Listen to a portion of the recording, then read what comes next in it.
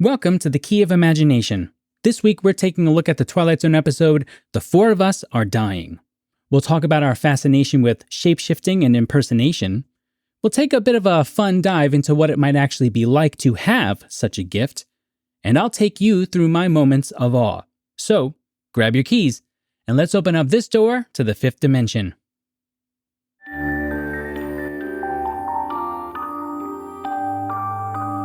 You unlock this door with the key of imagination.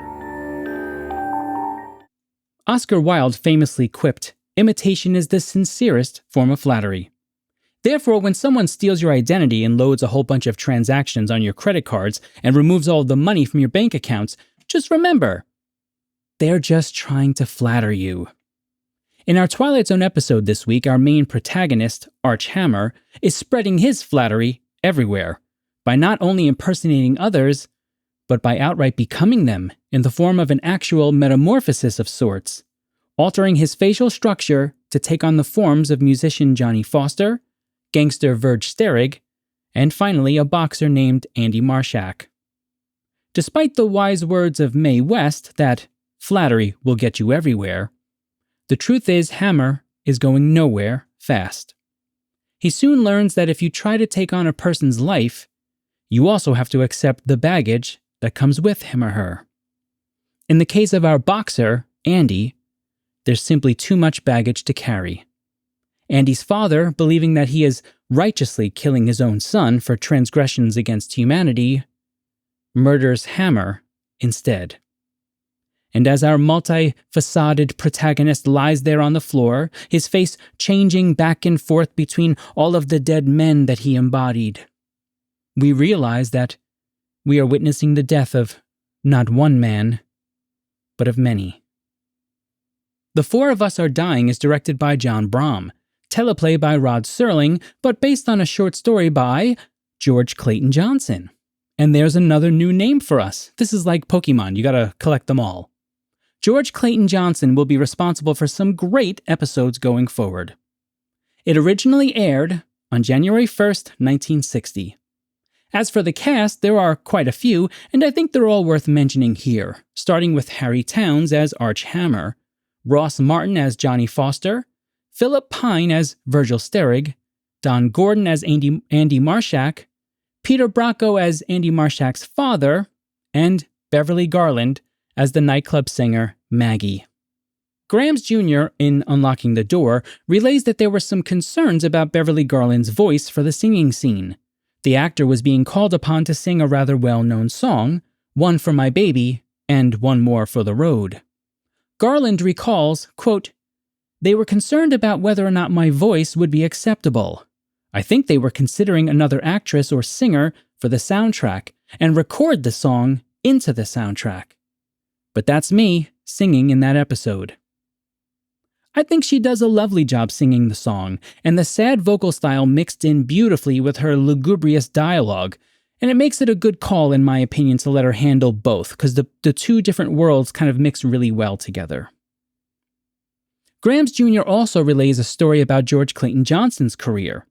Essentially, Johnson was mentored by both Ray Bradbury and Charles Beaumont. He watched how Beaumont worked scripts and learned the business side of things from him. In fact, Johnson met Serling at Beaumont's house. Now, I always find those kind of stories fascinating. I love hearing these names being used historically and how they all kind of intertwine with each other. Plus, it highlights something near and dear to my own heart: mentoring. Mentoring is so important, especially these days. I can't even tell you how many young adults today are just looking for some guidance from any adult who is willing to work with them. As for my initial reaction to this episode, it's not great. The concept of the story is fine, but outside of a great scene between Beverly Garland as the jazz club singer Maggie and Ross Martin as Johnny Foster, I can never really get into this episode all that much. One reason for this is that there simply isn't enough time to sufficiently explore the characters. I'll give one quick example here.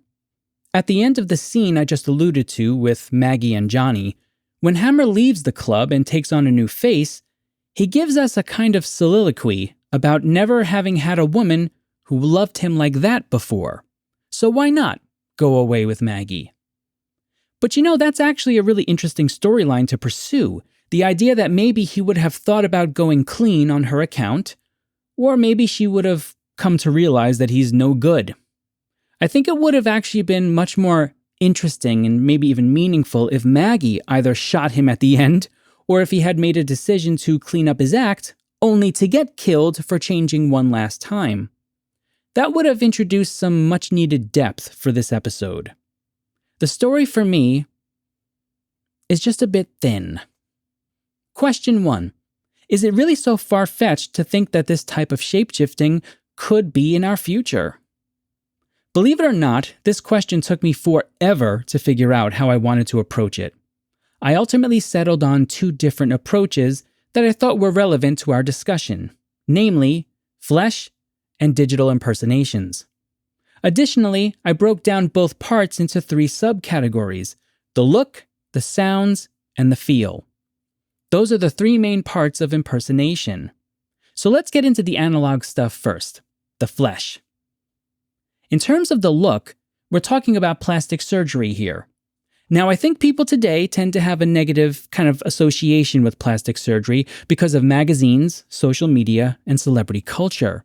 However, we have to remember that plastic surgery also helps people who have been in traumatic accidents and/or have life-debilitating effects that require plastic surgery to help mitigate. So we need to maintain a balanced view, because it's actually a really important field of medical study. So where is this field today? And can plastic surgeons make me look like someone else? Well, yes and no. From my research, it seems like you have 2 basic parts to plastic surgery. You have the surface-level manipulation and contouring, and then you have structural sculpting. Cosmetic surgeons today can contour areas of the face to try and replicate a particular characteristic of a celebrity's face.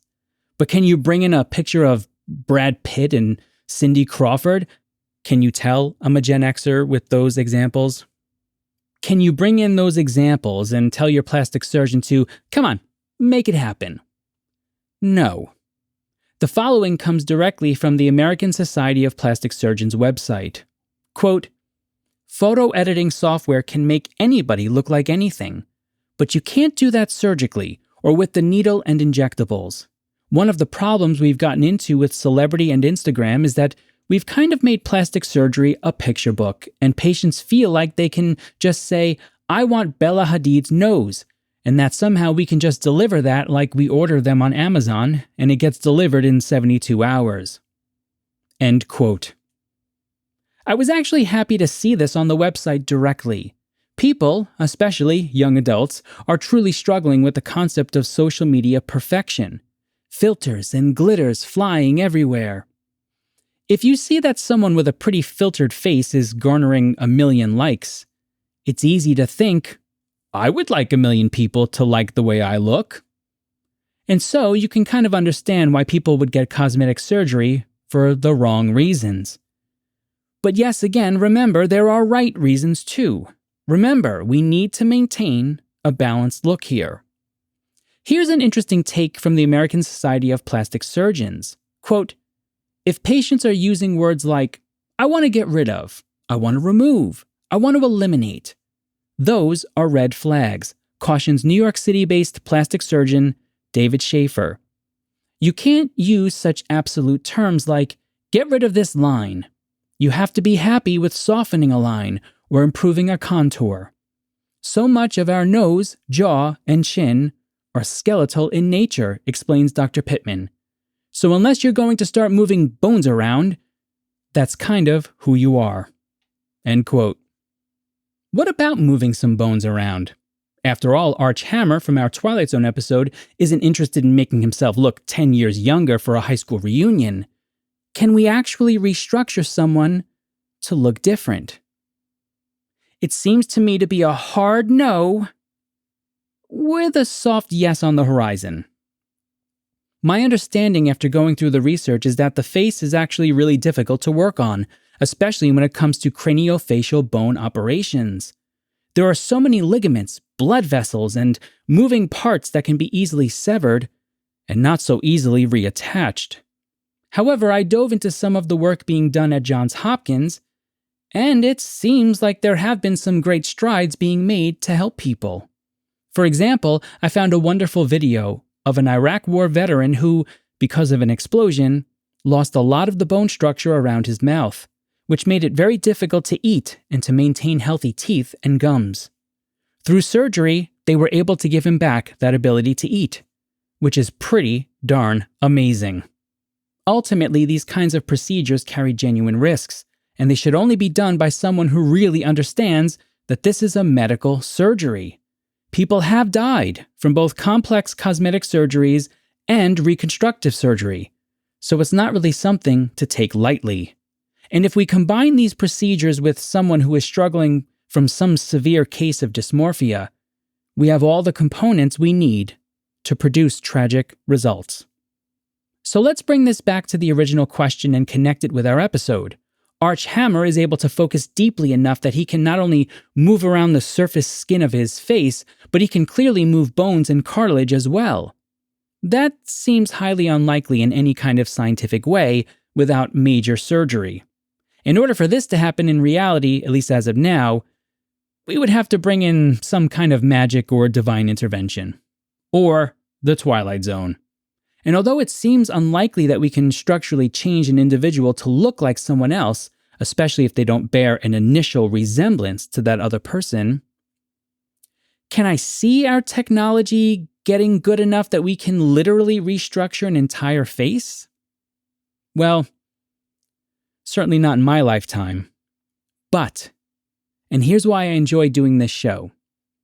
I did also see on Johns Hopkins' website that they are working on 3D printing facial components that dissolve after a period of time when new tissue grows over it. That leads me to believe that maybe it can be done at some point in the distant future. But it really seems like even then it will not be a good idea unless it's very necessary, given the risks involved. So I don't see this kind of shapeshifting in our near future. But another kind is already here, and that is going to take us beautifully into our next question. Question 2. Would you be able to tell if you were in a relationship with someone impersonating your loved one? I'm going to address this question in 2 parts, so bear with me. In my opinion, the most interesting scene in The Four of Us Are Dying is the one that takes place between the nightclub singer Maggie and Arch Hammer as the musician Johnny Foster. I actually watched this scene probably 6 or 7 times because I was trying to see if there were moments where Maggie indicates that she's unsure about Foster. But I couldn't find any. At one point, Foster calls her Mags, and I thought, how would he know to do that? Or even what her name is at all. But there is a brief encounter between Maggie and a patron just prior to Hammer getting to her, where the guy mentions her name as Maggie. But what about Mags? When Foster says the shortened version, it doesn't shake the singer at all, so it must just be in keeping somehow with the real Johnny Foster's character. I'm actually more disturbed by the fact that Maggie is unable to see any difference between her real Johnny and the fraudulent Hammer than I am about any other aspect of the episode, which is why I wanted to bring in some personal life experience here and put my own wife to the test. My first stop was to see if I could make a deep fake of myself talking just from a picture, similar to what Arch Hammer does in the episode. He takes a picture of the deceased and then just goes from there. Now, if you're only listening to the podcast and not watching it on YouTube or Spotify, I'll do my best for this first part to simply describe what's going on. Here is a still of me from a previous episode, the "And When the Sky Was Opened" episode. Yes, that is one of the dumbest looks I could find. I wanted to really put this thing to the test a bit. I basically have the look of someone who just realized that I hit reply all to a sensitive email that should have only gone to one person. Yeah, you know the look I'm talking about, don't you? We all do. I uploaded that picture to one of the deepfake generators, added the audio file of myself talking, and then let it generate a video of me introducing this week's show.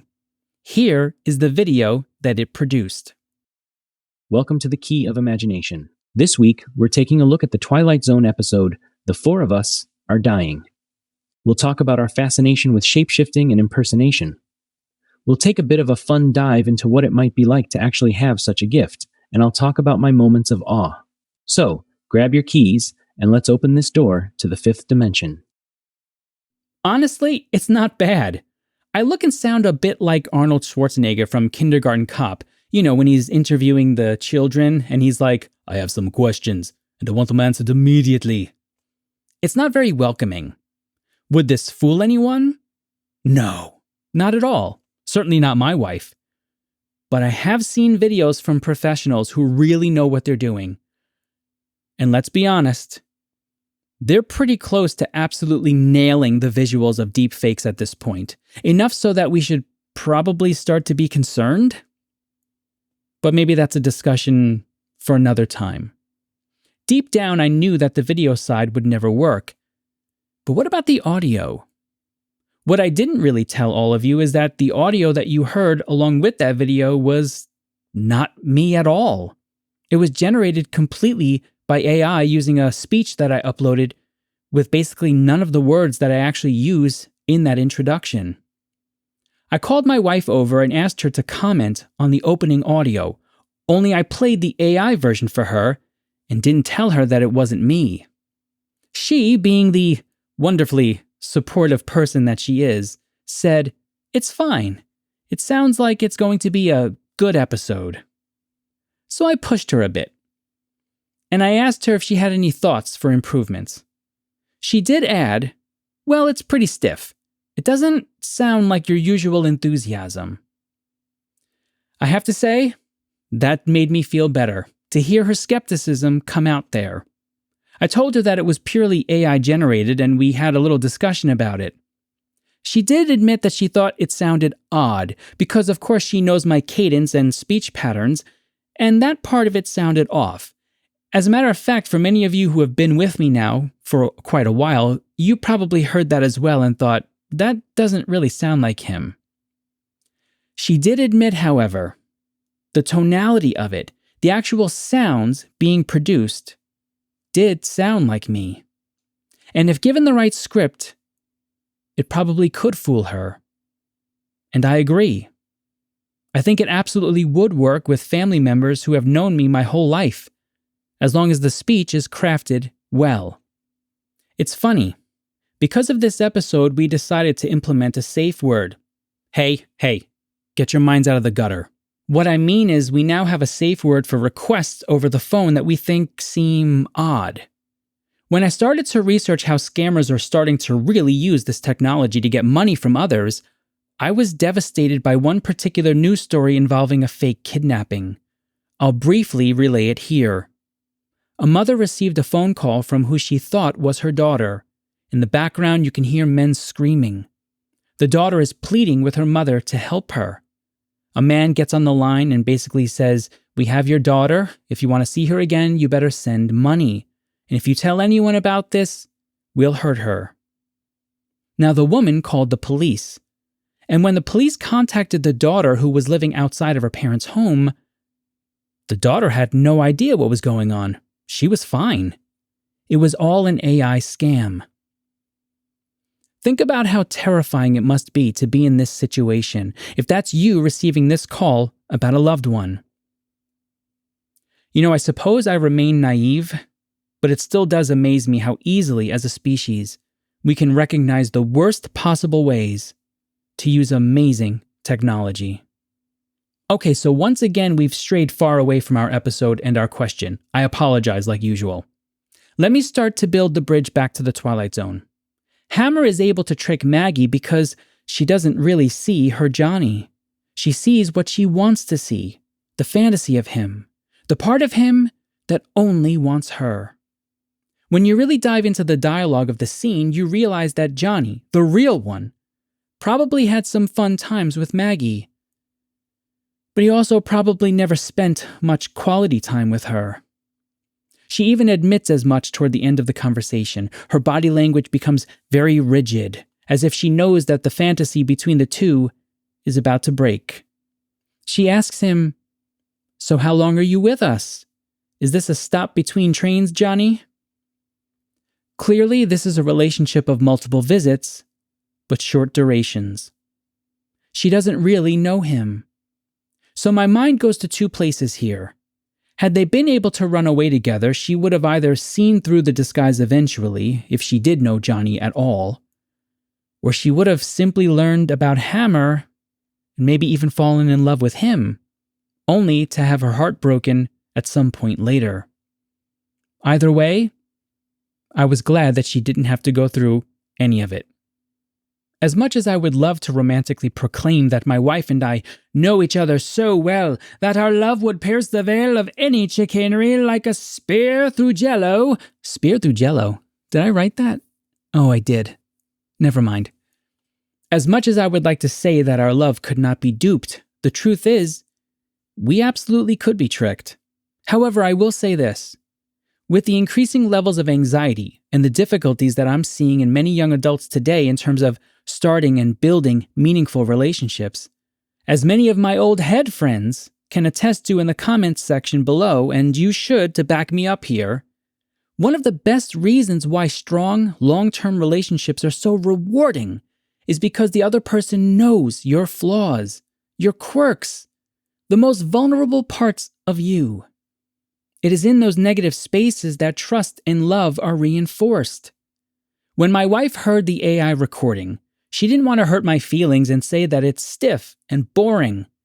She knows that this is what comment sections are for and social media.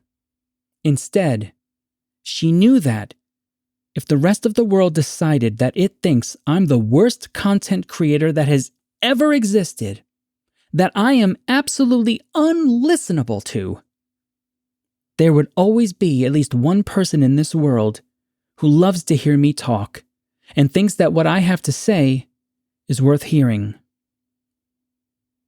That only happens because she knows me. The best way to avoid getting duped in these scenarios is to build deep, meaningful, and at times vulnerable relationships. Question 3. What are your moments of awe? My moment of awe is quite a serious one. If you've seen the episode, you know that our protagonists are killed by the father of one of the men being impersonated. There's something about the idea that the father feels like, my son is so terrible, I have to remove him from this world. It made me wonder. Well, at first it made me feel sad and horrible, but then it made me wonder, what did he do? You know, the father mentions that you broke your mother's heart, Andy, hurt a lot of people. But I don't know, something doesn't sit right about this moment with me.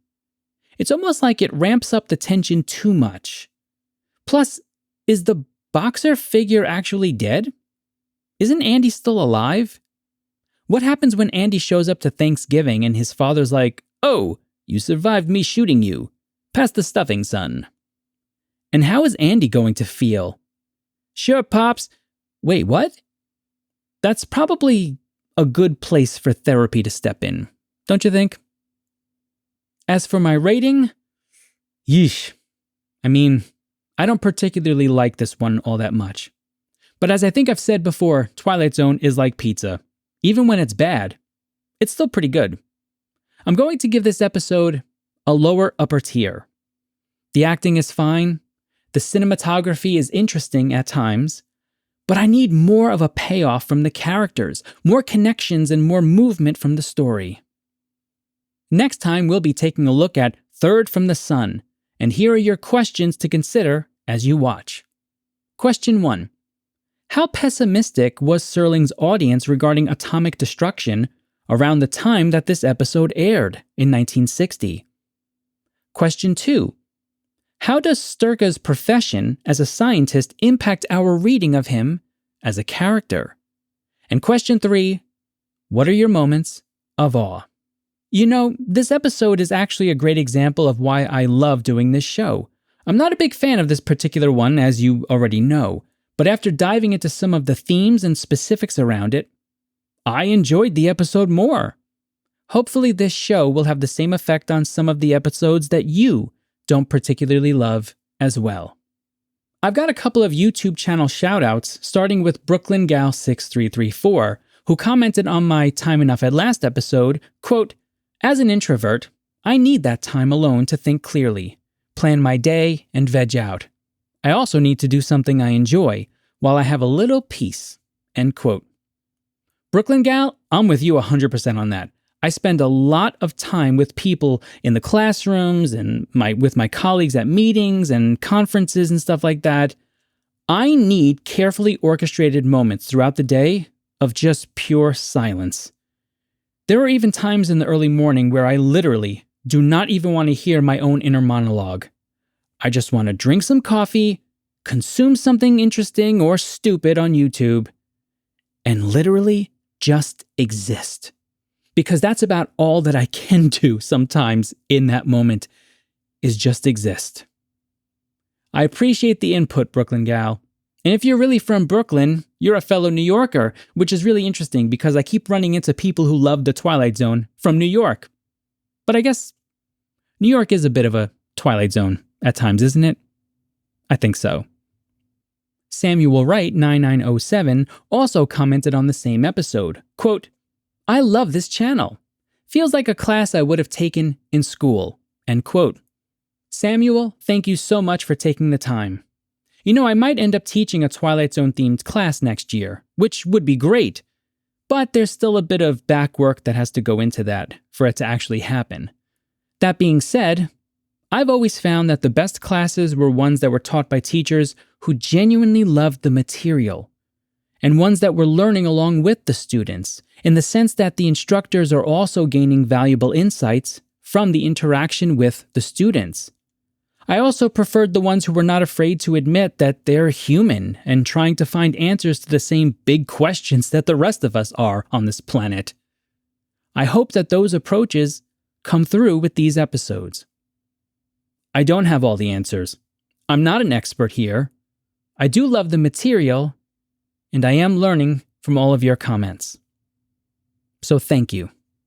Head over to thekeyofImagination.com to continue our conversation. You can rate this episode, learn more about me, watch previous episodes of the show, and check out my Curios page where I showcase some of the Twilight Zone trinkets I've bought over the years. I encourage people to email me thoughts and comments, whether it's about a particular Twilight Zone episode, your rating for an episode, or about the Key of Imagination show. You can get those to me as a text email, an audio clip, or even a video clip of roughly no more than 5 minutes to keyofimaginationsshow@gmail.com. Keep in mind, even though we talk about some serious topics, we're trying to maintain as family-friendly of an atmosphere as we can. If you would rather I not use your comments on the show, please indicate that so I can respect your decision. If you enjoyed the show, I ask that you please take a moment and do one of the following to help build our community. Rate the show, review the podcast, leave comments, thumbs up, all of the usual algorithmic gymnastics that will help us get the show in front of more people and help us build our community of Twilight Zone fans. However, even if you do none of that and you absolutely hated every minute of this, I'm still going to thank you for spending some time with me. Until next time, remember, all doors are open to those who possess the key of imagination.